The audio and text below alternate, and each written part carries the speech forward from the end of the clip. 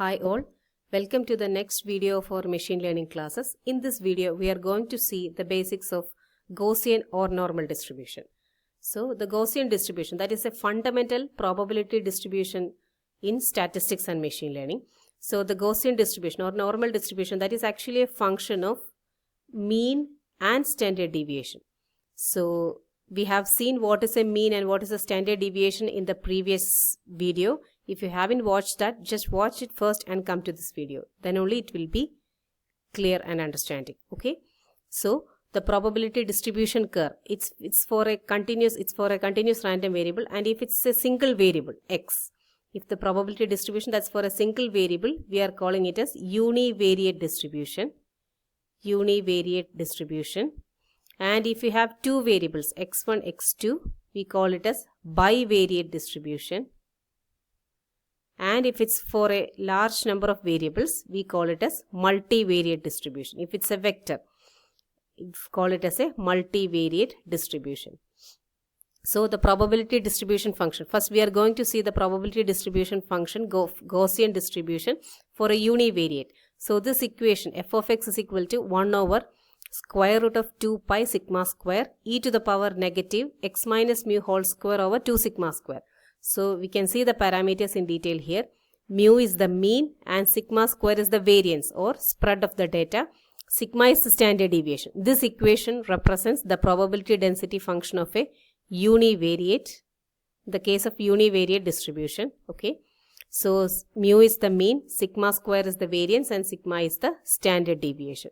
So we can see this probability distribution function in detail.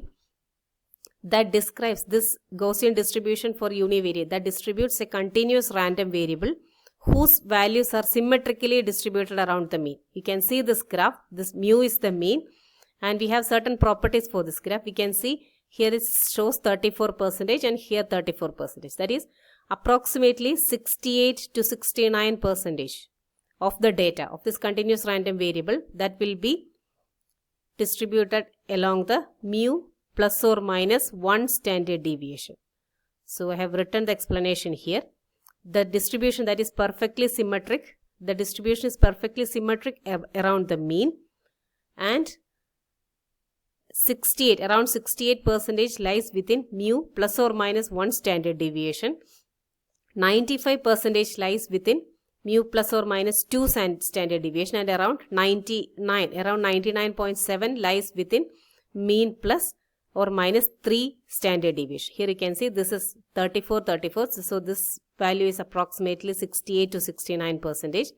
So 69 plus this 13 plus 13. So this covers around 95%. So you can see this covers around 95% and this covers around 99% of the data.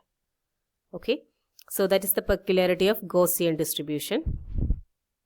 So here are the properties. First one is symmetry. This is symmetric around the mean, and here you can see it has the maximum entropy property. That means among all distribution with given constraints, so it's having the maximum entropy. That means we are making the least assumptions. So making it least biased, and it's more uniformly distributed. This is more or less uniformly distributed function. We are making the least assumptions and it's more or less uniformly distributed. Okay. It's having the maximum entropy within the given constraints. Okay. Then the next important property, that is the linearity property and the transformation property. That means if a variable x is following a Gaussian distribution or a normal distribution, and another variable x2 is also following the Gaussian or normal distribution, if we are adding it x1 plus x2, then their sum will be normally distributed, or it will also follow a Gaussian distribution. Okay. So that is x1 follows normal distribution with mu1 and sigma 1 square. This is the mean and variance. And x2, the another variable, follows normal distribution with mean mu2 and the variance sigma 2. Then sigma 2 square, then the sum will also follow normal distribution. The next property is the transformation property. that says if x is a variable that follows normal distribution and any linear transformation done to x, that is y is equal to, we are multiplying x by a and adding b, that is ax plus b, then the new variable y follows a normal distribution or Gaussian distribution. These are all about the univariate distribution, its parameters and properties. Then we can just see the applications. So here you can see many machine learning algorithms that uses Gaussian distribution. Then signal processing, that is you might have heard about digital signal processing and the filters used. An example, Kalman filters that uses the Gaussian noise. And the third application, that is the data science. The real world data sets, almost all the real world data sets, that is human heights, IQ scores, etc., they all follow a normal distribution.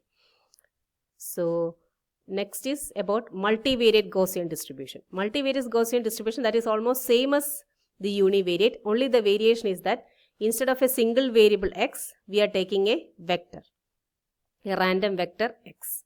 So a extension of univariate Gaussian distribution to multiple dimensions. Okay.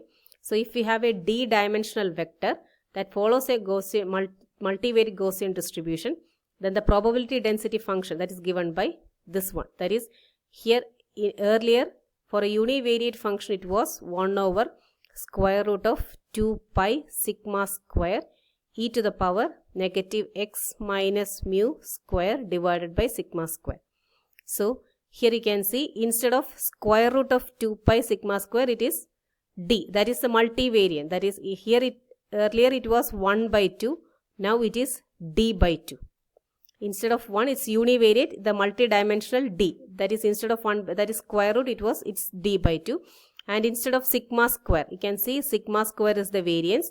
So here this summation to the power 1, that symbol shows the covariance vector, covariance matrix. Okay, this symbol shows the covariance matrix. So mu is the mean vector. Earlier it was a single variable, now it is a vector, and x is a d-dimensional random vector, and this is a covariance matrix. So what is a covariance? So we know what is a variance, right? So we know what is a variance. So variance that represents the spread of a variable x from its mean. So variance is a spread of an element, random variable x from its mean mu. So the covariance matrix, so covariance actually means that is the relationship between the covariance. So the covariance represents relationship between different variables x. The covariance matrix that has the diagonal elements as the variance of each variable. The diagonal elements in the covariance matrix that represents the variance, and the off diagonal matrix that represents the covariance. That is the relationship between ith element and xi and xj. Okay. So mu is the mean vector and the covariance matrix. These are the parameters of multivariate Gaussian distribution, and we can see the properties. So these properties are almost same as the properties of univariate. That is, if the first one is the marginal distribution and the conditional distribution. If any variable x follows if any vector x follows a multivariate distribution, any subset it follows a Gaussian distribution. Okay. So if x1, x2, two variables, they form a bivariate, then the individual variables that forms a normal distribution. Okay. And then given a subset of variables, the remaining variables also form Gaussian distribution. These are the properties, and we have two more. That is the affine transformation and independence. That's same as the univariate distribution. If any vector that follows a normal distribution, then any linear transformation done to that also results in a multivariate normal distribution. Okay. Then independence. That means if two variables are independent, as that we already know, if two variables are independent, then their variance, that is their covariance, that will be 0. The variance of each variable and the covariance, that variable will be equal to 0 if they are independent. Okay. Next we are going to see the basics of decision theory. So decision theory, that is actually a mathematical framework that helps to make optimal choices in uncertain environments. In uncertain situations, we have to make decision. That is using this decision theory. So this decision theory is mainly used in, as we know, that's used in machine learning, especially in the case of classification, hypothesis testing, reinforcement testing, etc. So can you just tell an example of classification? So we can see if we receive an email, we have to check whether it is a spam or not. Spam or not spam. That is a process of classification. That is done using the basics of decision theory. Next is hypothesis testing. So hypothesis testing actually that is actually a way of making an assumption. So that is, we can define hypothesis as a way of making an assumption. It's actually a way of making an assumption and making a conclusion whether the assumption was correct or not. And we have to conclude whether this assumption was correct or not. For example, we can say we are tossing a coin. We are tossing a coin 20 times. So we are tossing a coin 20 times and we are getting 17 times we are getting heads. So our question is whether the coin is fair or not. Coin is fair or not. This is our question. So here in this case we are assuming coin is fair. And at the end, we can, based on some values, based on some calculated mathematical values, we can check whether our assumption was correct or not. That is, the coin is fair or not. That is actually forms the basics of hypothesis testing. And these all are done using decision theory. It's an applications of decision theory. Okay. Then we have certain components. We have components in the decision theory. First one is actions. Actions. That is, as we have said, possible choices. That is, if you receive a mail in classification, we can say whether it is an email is spam or not spam. These are the actions. That is a set of possible choices, spam or not spam. They form the actions. And the second component is the states of nature. That is true state. That is, it can be either spam or not. It can be only one, right? So it's the true state. That is the actual class label of the sample. That is the state, and the probabilities. The possibilities or the likelihood of each state to occur. That are the probabilities. So we have that is the complete set of possibilities. That is the action. The actual state, that is a spam, and the probability of occurring each state. They form the probabilities. These are the main components in decision theory. And next, base decision theory in ML. We have seen this base decision theory in the previous session also. This forms the basics in decision theory. So that is used for update probabilities or upgraded probabilities. Okay. That is probability of A given B, that is equal to probability of B with A, that is times probability of A divided by probability of B. This we have seen in the previous video also, and its application is in the medical testing. So we can just go through that video for further explanation. Then we have decision rule types. We have different decision rule types. The first one is the base classifier. Base classifier that's also known as the minimum error. That is, the base classifier chooses the class. We have different classes, different possibilities. The base classifier chooses the class with highest probability. That means it minimizes the error. That is chooses the class with highest posterior probability. The maximum probability class is chosen by the base classifier. It minimizes the error. But the problem is that it does not consider the cost of misclassification.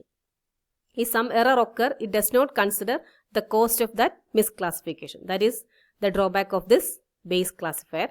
Next, we have minimum expected risk.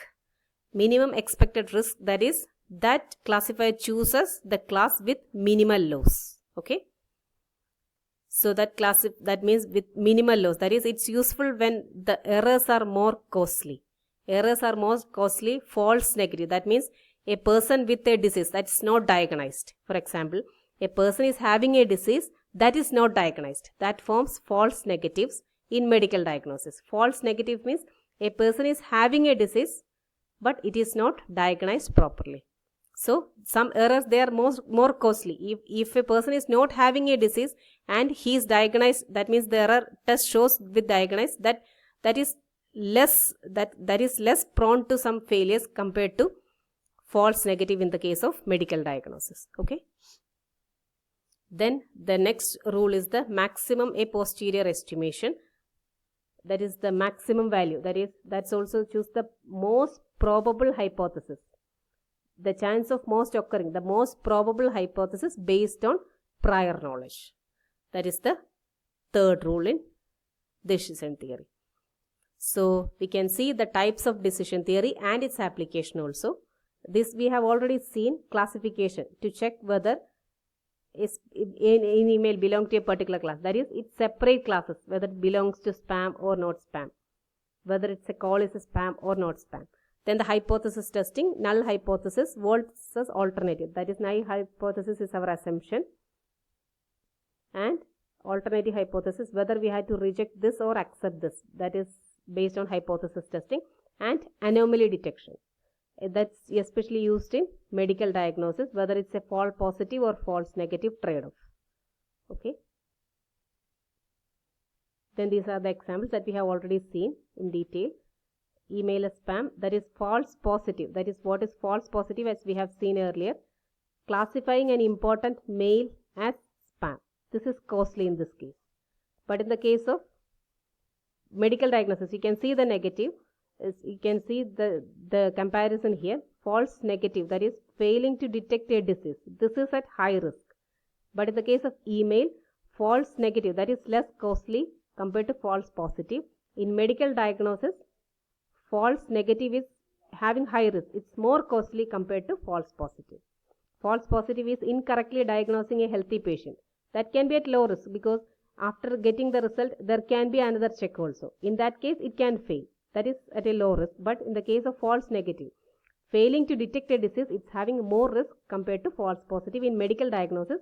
But in the case of classification, the false positive can be more risky. Okay. So we can conclude this decision theory provides a mathematical foundation for optimal decision making. Okay. It plays a crucial role in classification, hypothesis, and all real world ML applications. Okay. So loss function and risk minimization. We are making decision based on loss function and minimizing the risk. Okay. So that's all about Gaussian distribution and decision theory. So for more ML concepts and videos, you can subscribe the channel. Thank you.